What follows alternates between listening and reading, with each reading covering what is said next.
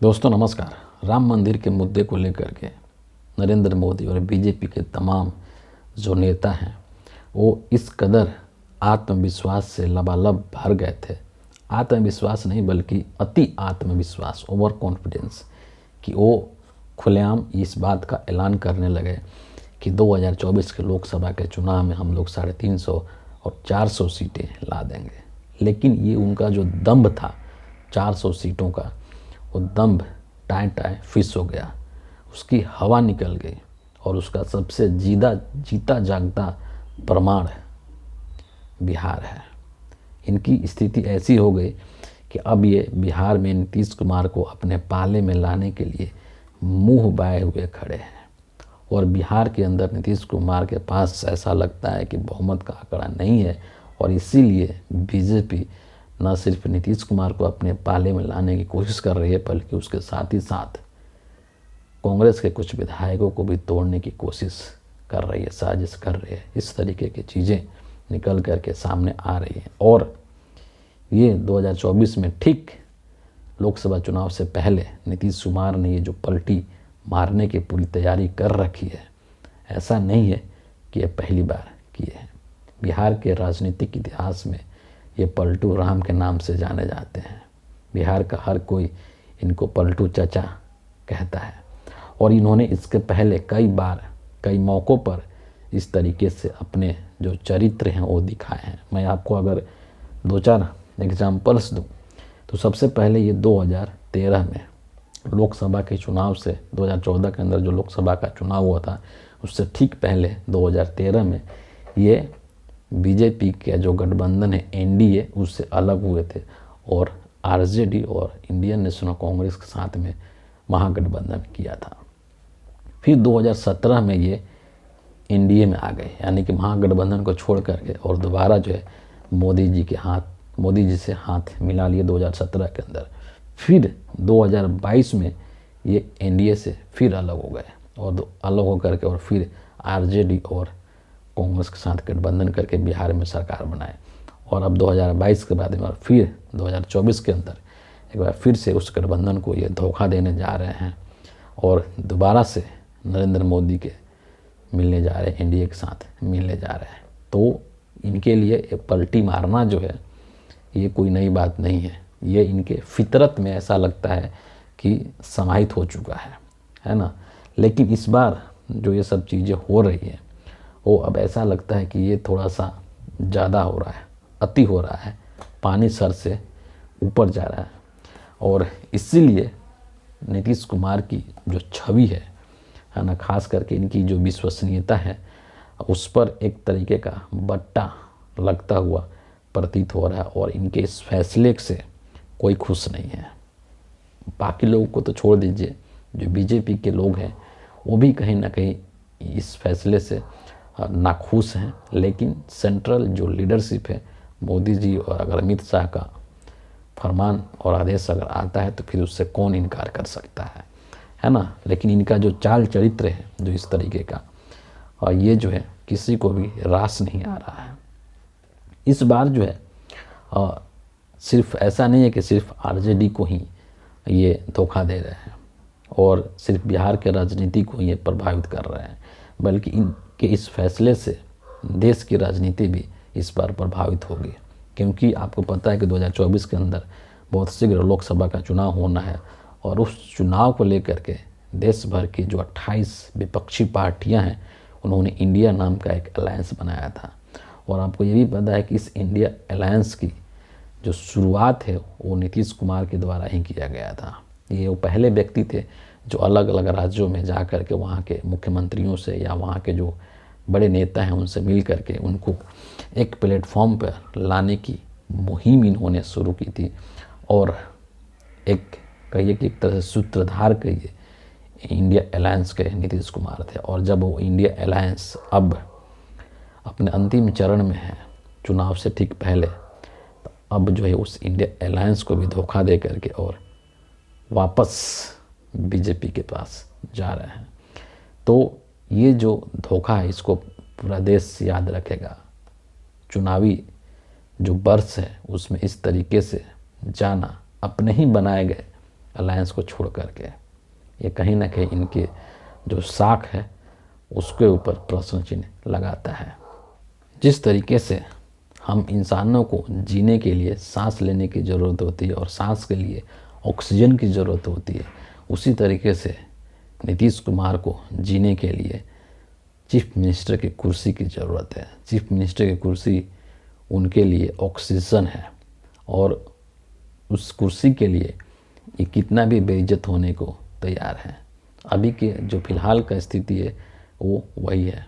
हो सकता है, पूरी संभावना है इस चीज़ का कि वापस ये एनडीए के साथ ये चले जाएंगे, इसमें कोई संदेह नहीं है। लेकिन इस बार ये जिस तरीके से पल्ला झाड़ रहे हैं, जिस तरीके से पलटी मार रहे हैं, उससे इनकी जो पूरी की पूरी जो विश्वसनीयता है वो रसातल में जा चुकी है और अपने संभवतः अपने राजनीतिक करियर के अंतिम पड़ाव पर है ना। 72-73 साल की इनकी उम्र हो गई है। ज़्यादा से ज़्यादा और 10-12 साल या 15 साल राजनीति में रहेंगे। तो एक तरीके से इस डिसीजन के माध्यम से ये न सिर्फ खुद की जो राजनीतिक करियर है उसको ख़त्म कर रहे हैं, उसके अंत की पटकथा लिख रहे हैं, बल्कि जेडीयू को भी ये कहीं ना कहीं ख़त्म करने पर तुले हुए हैं। क्योंकि इस तरह की रिपोर्ट भी निकल करके सामने आ रही है कि जेडीयू के एक बड़े संख्या में जो विधायक हैं वो इनके फैसले से संतुष्ट नहीं हैं, इनके फैसले से नाराज़ हैं और वो हो सकता है कि वो आरजेडी के साथ चले जाएं। इस चीज़ की भी संभावना है। स्थिति चाहे जो कुछ भी हो, है ना, बहुत जल्द मामला पूरी तरीके से क्लियर हो जाएगा। लेकिन बिहार के राजनीतिक इतिहास में या देश के जो राजनीतिक इतिहास है उसमें नीतीश कुमार को किस रूप में याद किया जाएगा? अगर जब बात नीतीश कुमार की होगी तो इनकी जो एक छवि है वो ऐसी बन कर के उभर के आएगी कि ये बिल्कुल भी एक ऐसे नेता हैं जो कि सिद्धांत विहीन है, जो कि जो कहना ठेठ भाषा में बोले तो बिना पेंदी के लोटा इनको कह सकते हैं। सत्ता और कुर्सी के लालची हैं, जिनके अंदर की मौका परस्ती है, उच्च स्तर के अवसरवादी हैं, जो कि सिर्फ और सिर्फ अपना फ़ायदा देखते हैं। एक राजनीतिक जो वरिष्ठ पत्रकार है वो बोल रहे थे कि नीतीश कुमार ने अपनी पार्टी को एक प्राइवेट लिमिटेड कंपनी की तरह चलाया है और कहीं न कहीं वो बात सही प्रतीत होती है। और इसीलिए नीतीश कुमार के ऊपर, नीतीश कुमार के व्यक्तित्व के ऊपर एक अवसरवादी, एक मौका परस्त, एक सिद्धांत विहीन राजनेता और एक सत्ता के लालची का टैग जो है वो लग जाएगा। और संभवतः बिहार के और भारत के चुनावी इतिहास में या राजनीतिक इतिहास में इनको इसी रूप में याद किया जाएगा।